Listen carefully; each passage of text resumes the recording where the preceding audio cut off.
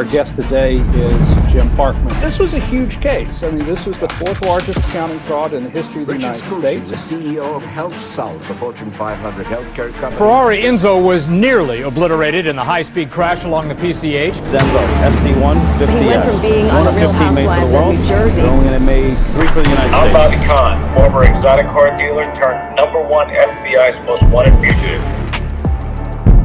Generally, when you look at the law, 90% of the time it's against you. The FBI put a $20,000 reward for information into his arrest. Parkman Khan scammed super rich customers at a New Jersey car dealership. Join myself and James Parkman, my attorney and best friend, as we have cars, courts, and conversations.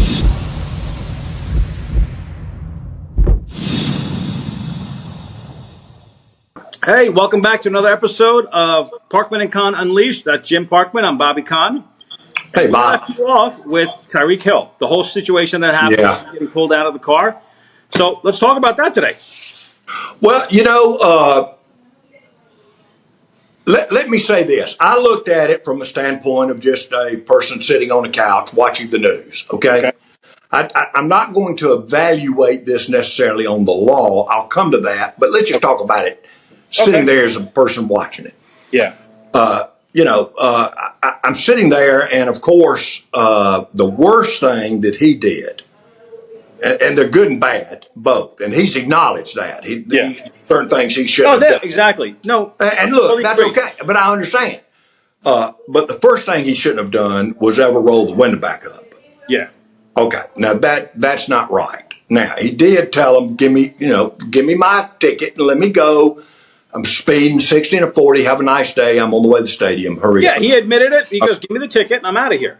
And that may, and I'm not going to say did, that may have lessened what happened. I don't know that. Now, from there, of course, the guy's tapping on the windshield, hard, and he got upset about it. I don't blame him. I mean, if I own this car, Yeah, you're don't my tap on my $300,000 windshield. car. I'm pissed too. Yeah, don't tap on my windshield with some, I don't want marks on it. Come on, guy. Yeah. Now, I told you, here's my license, here's that, let's go. Give me the ticket, let me go. That's it. Yeah.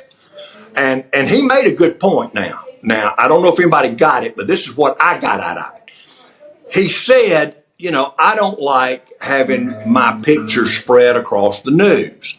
Now, what I think he was talking about was if he had had his window down, people were going by and they would be taking pictures of him with a cop standing there, and then it'd be on social media. I think people were driving by. It was game day. Oh, yeah. So I'm thinking that what he was trying to express was to the cop, look, these people, I'm going to roll my window back up while you write me my ticket. Come back to the window, give me my ticket. That's what it is. That's it. I think that's exactly what it was. So I think that all he was trying to do was saying, look, I don't want all this all over the, media and all over social media and everybody going, what's going on? What's that? I think that's what he intended. Okay. He wanted his privacy, and the cops were being zealous. And, I got a lot to say about this whole situation. So, I understand where Tyreek went wrong, okay? First off, if he was speeding, give the man the ticket and move on. And, and he wanted his privacy. He put his window, but you already have his license. You already have his insurance card. Why? He didn't pose a threat to you. He said to you, write me the ticket. You can assess the situation. He told you who he was. You have his license. You know who the guy is. So he's not posing a threat to you. Just go write the ticket, and then when you come back, he was going to roll it down. And let's look at one other thing. Then I'll let you go back. But let's look at one other thing. You see, he's driving this fancy car. Yeah, he's got a car. Now, right off the bat, somebody could say, I wonder if he stole it. Yeah. But you have the registration card. I can guarantee you before they walked up to the window, they knew who he was. Of course he did. They'd already run it on the computer. They already knew who owned it. Yeah. So when he walked up to it and said, hey, let me see you, he probably has to admit I recognized him. He's one of Miami's most popular players. You have to, and you ran the plates already. And he gave you the information. Yep. So you know who he is. Exactly. So the only thing left to do at that point, write the ticket, come back, I got your ticket. Roll the window down. Slide the ticket in. Have a nice day. Slow down. Yeah. Now, yeah. So let's go there. Now the rest is what really bothers. The rest is where RoboCop comes in. The rest is where the problem comes. The rest is where the problem is. And, you know, I've said this time and time again. The problem in this country is, in my opinion, and this is my opinion, is that law enforcement has way too much loose, like there's so much way room for them to run around. They just act like they have the badge and they can do whatever. And they really trample over a lot of people's rights, and they push people. It's, just because you have a gun and a badge does not give you the authority to be just nasty, rude to people and throw your weight around, okay? The guy gave you everything. Write your ticket, be on the way. If you rolled his window up, why did you have to actually pull the guy out? Then why did you have to slam him onto the curb? Then there's why no did reason the other guy have to put a chokehold on? Why? Yeah. He didn't have a gun. His hands were behind his back. He told you he had knee surgery, so he can't sit down. And you're doing this, and he's like, "What? You have ear surgery too? Why do you have to be disrespectful?" Right. And my problem in this country is that we spend billions of dollars. We say we're the best country in the world. We need to eliminate traffic stops for speeding and stuff like that. And I'm telling you there's a solution to it. And people will say, "Well, what are you going to do?" In Dubai, for 5 years that I lived there, I never once saw a traffic stop. Because if you're speeding, you get a ticket. Instantly, you get a text message on your phone that says, "You've just got a ticket," right? Same thing. If you don't pay it, your license is suspended. If you don't pay it again in 90 days, they pick up your car. If you're on a cell phone, you can get a ticket. We don't need to pull people over. But the problem in this country is unions. If you stop ticketing people, the unions will get upset. Because obviously there's quotas. There's all kinds of stuff that different police departments have to meet. Now, if you stop ticketing people, then you have to get rid of a certain amount of cops. Well, unions won't allow that. So it's a big problem. And it will continue on being this way until one day we can rein in the unions and say, "Hey, we got to cut people. We can take AI and take over the traffic stops. We can take over the small things that we have patrolmen for." And then we also, if we don't do that, then we really have to train these cops, and we have to literally hold them accountable. We can't just let them get away with this. It should be, there's no touching. There's no nothing. There's no need to pull somebody out. If you can diffuse a situation, diffuse it. This should have never happened. You write the guy the ticket. The guy put the window up, fine, okay. The guy's window's up, go write the ticket, knock on his thing, hand him his ticket. But now you're in the wrong too. Yes, he got pissed off. And he should have never rolled the window up, but he did. But he didn't hurt you. He didn't. No, but I think he had a reason for it that was not disrespectful to the cop. Absolutely. But that's what I'm trying to make. That's what I'm trying to say. Yep, it wasn't disrespectful. It was, I don't exactly, and which is fair. I mean, that's fair. Like, does everybody want their face on the news because you got pulled over or you're getting violated for something? No, nobody wants that. Nobody wants the publicity. But then now, by you putting your knee on his back, by you cuffing him, and by you slamming him you really disrespected a man. Now, that's Tyreek Hill. Imagine what happens to the average guy that's driving a Chevy that isn't a celebrity, that isn't going to make the 5 o'clock news and be all over TMZ. Well, you're right. That's where the problem comes. Yeah. There's no doubt that they had to know who he was. There was no doubt that they had to know he was of something because of the car he was driving. Yep. And that early in the morning, and where he was headed was obvious to the stadium. I mean, come on, it's no clue. It's no, Now, let me say this. I've been around long enough to where I worked when we didn't have video cameras on cops. And I have worked where we did have video cameras on cops. Yeah. So when the videos first came out, these body cams that they call them, I told a friend of mine who's a sheriff, I said, "You know what? Y'all are going to regret the day this ever came out. I know why you want it. Yep. Okay? But I'm going to tell you, it's also going to be a two-edged sword." Yep, of course. Because now you catch their actions. That's exactly right. Because, we generally think that all cops, and listen, 99% of all cops that are working are nice guys. They really are. Have those overzealous cops that have this. That's right. Their ego gets into play. or that he had a bad day or whatever. You know what I'm saying? Yeah. But I told him that video cameras that you're going to put in cars and that you're going to put on the body, it's going to come back to haunt you. Yep. Now, I know why you do it because, back in the day, you wouldn't believe how many cases would come up where a woman would say, well, this trooper stopped me for speeding and then said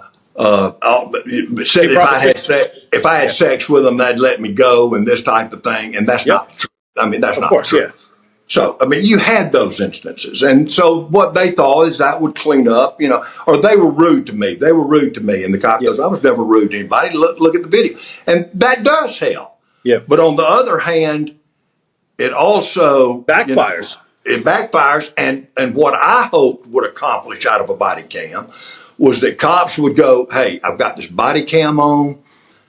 I've got to be, I've got to put myself above somebody angry. But they don't, which is crazy. Like with the that's body, right. Like they're human. The body cam, they don't do it. They're human. But it's human beings. Look, how many times have you ever been and your wife says something to you and you get mad real quick? It's a bad day at the office. It's whatever. It's a amount of thing, and you say something you shouldn't say. But look, I'm not taking up. I'm saying we're all human. I know, but the problem is that when they take this oath, if that's your job, right? That's your job. It's not your personal life, and you can't get offended. You're dealing with the public, right? It's no different than being in a sales business. You got to deal with people. You got to put on a face, and that's it. You're there to do your job. Your job is to write the ticket. You can't get emotional. You can't get, what? A lot of times it could be, well, look, who's this guy think he is? He's this millionaire and he thinks he's better than me. Let me show him who's boss. Wait a minute. You're right. I'm not trying to make an excuse here. Yeah. I'm trying to let you know you asked the question, why would they act like that with a body cam on? Yeah. Because people are human and they lose it, Listen, I'll tell you some stories. Like, okay, so my whole life, I've driven exotic cars, and one flashier than the other. After my situation in Alabama, I have a very big. I don't trust law enforcement, as you know that, and that's my personal thing because of my personal experiences. So I always like to make sure that I'm covered. I'm recording everything. I remember I was driving a Lamborghini Murcielago. And I'm driving on the Garden State Parkway. I'm at 65 miles an hour because I saw the state trooper. There's cars blowing past me. But I'm in a Murcielago with the top down. And I see this guy pulls out and he follows me for like 2 miles.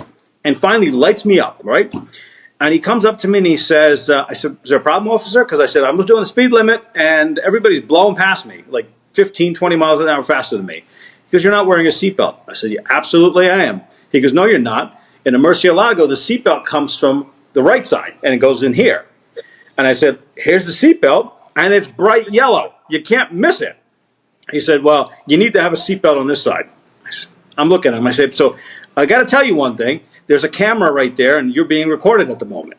So everything you're saying, I'm just letting you know, audio, video is on camera. And I'm telling you, this is a seatbelt. This is a factory seatbelt from Lamborghini approved by the Department of Transportation of the United States. So it's good for all 50 states. So I'm totally legal. When he saw that the camera was on, he's like, okay, have a good day. But like if I didn't have the camera and I didn't know what it is, he would have just tried busting my chops. Yeah. Yeah. Well, I mean, you run into that. Look, we all do. You know it.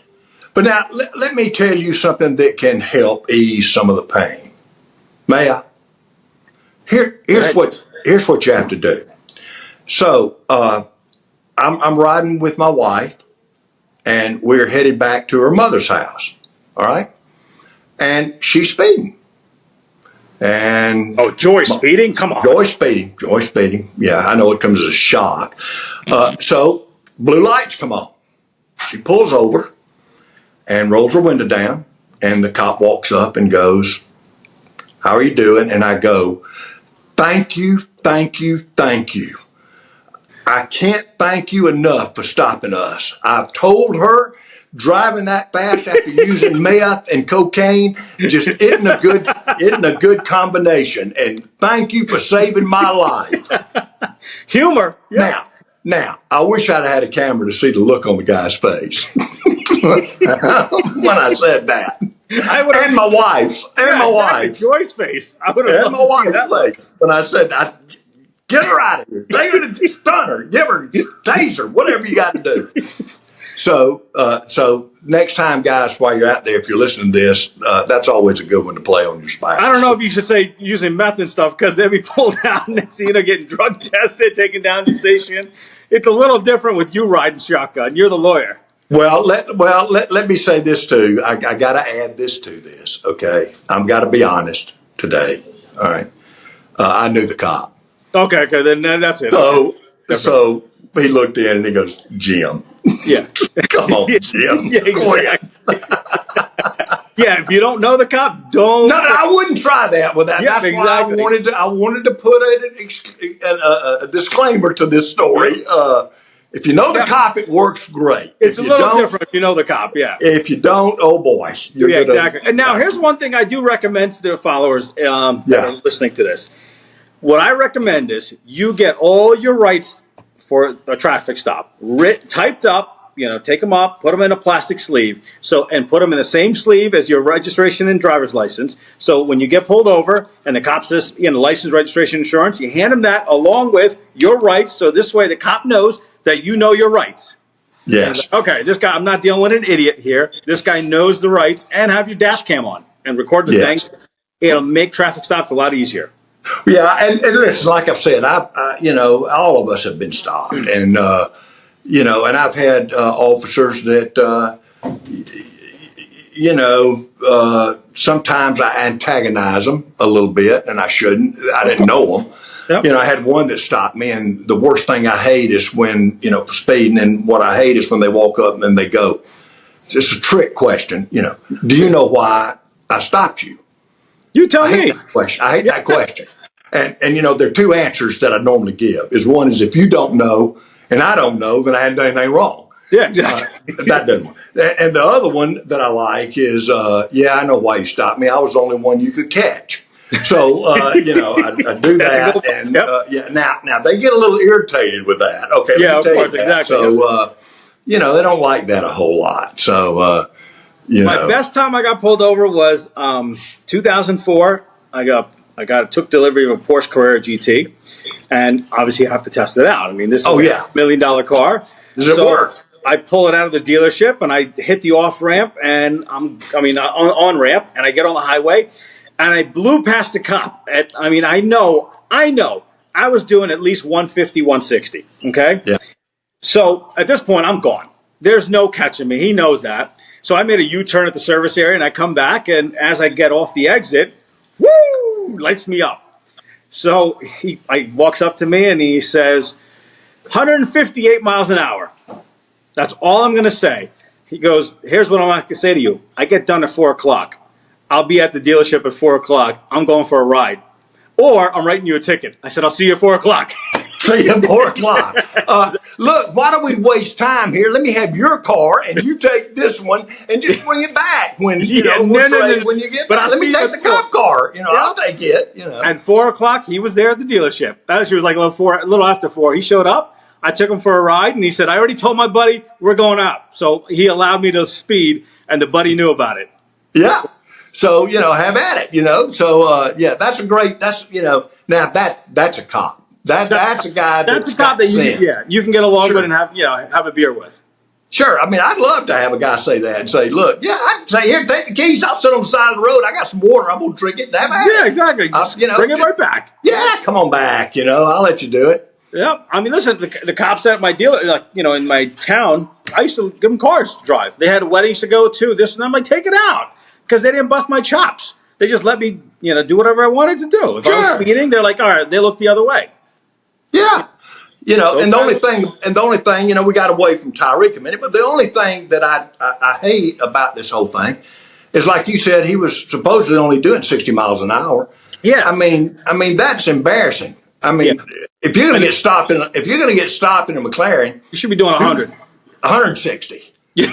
If you're going to, what are you going to say at a party? He really wasn't that much hurry to get to work. What are you going to say when you get to the locker room? Hey guys, I got to take it over. How fast were you going? 60. Oh my gosh. Grandmother runs faster than that. Come on, Tyreek. I did that leaving my driveway. What do you think happens to the cops? What do you think, because of this whole situation being public, do you think the cops get punishment, or in a couple weeks, it's back to normal again. My opinion, Yeah. I do not think they're going to fire the cop. No. I think they're going These to. unions are so strong. I think they're going to do some kind of disciplinary action with him. Maybe retraining on some issues. Okay, but look at reality, man. I mean, he had been a cop for what, 27 years or something like that. Yeah, they're not going to. So, I mean, why? Well, first of all, let's look at reality. I mean, yeah, it was bad. Don't get me wrong. Yeah. But why fire a man that has a family probably, and this is his livelihood, and 27 years, he's ready to retire. He's got his pension already. Yeah. Why, let him get to retirement whenever he wants to retire. Get his retirement. Don't fire him and have it cut off. I mean, come on. Yeah. So my opinion is, I think to make everybody happy or something, look, They'll retrain. get rid of the tickets. Let him walk the boardwalk in Atlantic City for a week or something, down the boardwalk. But I don't know that. For me, there's an issue. I think that when it comes down to this obviously isn't a big issue, but it's some serious issues when cops really push the issue and they really overstep the line. There's not enough punishment for them. They get away with and I can understand why people are going, he ought to lose his job. He ought to lose his job. But I guess I just look at it from because there's so much anger. I look at it from a standpoint of it should never have happened. There's no doubt. I think everybody agrees to that. That's gone. If he if you put him on some kind of a walking patrol or something and make him do that for a month or whatever and training and this, do you think it'll ever happen again? Do you really think it would ever happen again with this cop? No. No. I do not. It's fair enough. He's learned his lesson.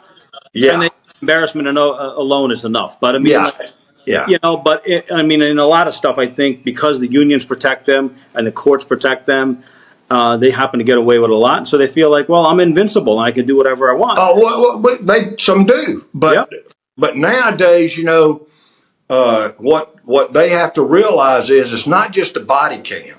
Yeah. It's everybody else with their cell phone. Everybody's filming now. I mean, You should always know in this day and age, someone's filming. Doesn't matter what you're doing. I had a police officer friend of mine who's passed away, and he was a detective. And he said, Jim, I've done this for 40 years. I never drew my pistol one time. That's good. I never had one incident. Which is good.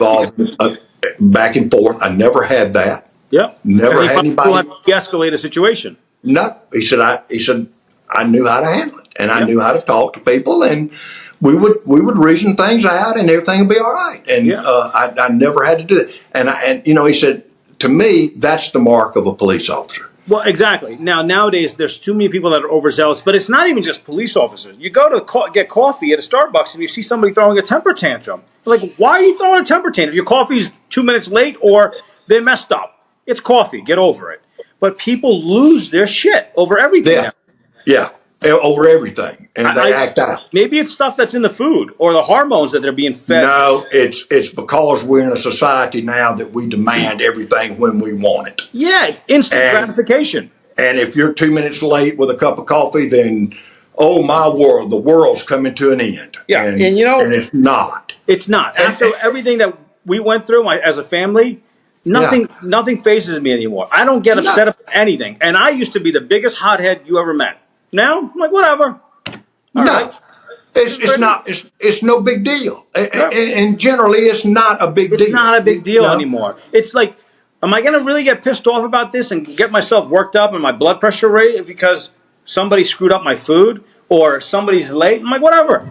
And look at it this way. Let's take your story about the guy that we talked about last episode that came in and said, I want my car back. Yeah, exactly. And you said, I can't, I've already sold it. Now, there were two roads he could take. One is a high road and one's a low road. The high road would be, look, let me tell you my story and why I want it back. Yep. The other one is cussing you out and making you angry, okay? Because you did something that you shouldn't have done. And he thinks you should have done. Well, he sold me the car and I sold it. So, but the old But look at this. Let's learn a lesson from this. He took the high road and said, let me tell you what's going on. Exactly. Right? It was entertaining. Great story. He got the car back. Yeah, he did. He wouldn't have gotten it back the other way if he'd have taken the low road. Not at all. The old Bobby would have probably thrown him off the balcony. There you go. So the new Bobby sits there and does what Bobby should have done and gone, I got it. Yep, exactly. I got it. I understand. That whole thing, like as you're growing up, you're like, when you see an older person and they act a certain way, and like, I wonder why he acts that way. Well, life makes you that way. Well, I always said to my kids, and my wife always said, you know what? When I get older, I'm going to be grouchy and everything, and they go, why? And go, because that's what because everybody looks at you and goes, they're just old. Yeah, exactly. They're just old. That's just an old person. That's how they act. Yeah. But in reality, that's not the way. I mean, you treat people with kindness, you're going to get your coffee. Yeah, you get your coffee. And listen, smile. Like, I haven't had bad coffee ever. And you know what? Maybe going to prison and eating prison food, I'm like, my standards have come down. I don't care about it. I'm like, if my steak's a minute late, hey, I get in a steak. It is what it is. And I'll tell you something else that people better think about. You start fussing about getting your coffee. When you get it, you better think about what the ingredients may be in it. Absolutely. I mean, realize you don't mess with the health. When you go to a restaurant, you better be nice to those people, because trust me, they're spitting in your food. They're going to dump it on the floor and pick it up and put it back on your plate. They'll do something. There you go. You don't know. My whole thing always is, and growing up, I always watched, Goodfellas and Casino and things like that. Oh, yeah. We all did. Yeah, and so for me, the moment I became an adult, I took that advice to heart. So when I pull up to a valet, I tip each valet $100. I tip the doorman. I tip the maitre d', the waitresses, everybody. So by the time I sat down, everybody knew Bobby Khan's in here in the restaurant, and they'd be nice. They'd bring me, and no matter when I went back, they knew my order. They knew, they had the soda that I wanted, because I don't drink, but I drank 7-Up. They made sure they had 7-Up for me, even though they didn't serve, 7-Up. So, and if you take care of the staff, they'll take care of you. Your food will be good. But if you're going to go in and be an asshole, all bets are off. You're going to get treated the way you treat them. Absolutely. And look, they work hard. If you think about it, they're just trying to do a job. And they work hard. It might not be as fast as you would want them to be. It might not be as good as you want. But look, they're just trying to make a living. That's all they're doing. Everybody's out there trying to make a living so they can go home to their families. That's it. And it's better just to sit down at a table with a waitress and go, look, I know you're late, but I came in here, and the reason I came in here is I got my first blowjob in this restaurant, and I wanted. So now I want this booth for me forever. This is my booth. This is sentimental to me. This means a lot. And I just want you to understand how excited I am about being here, and I maybe have been overexcited. Good stuff. Good stuff, Bobby. It's good to see you. So what do you want to talk about next time? Or next episode, whatever. I don't know. I'll come up with something. How about you? Let's pick something. You got anything on your mind? Not right this minute. It's Friday. You wore me out. All right. You wore me out. Thank you for watching.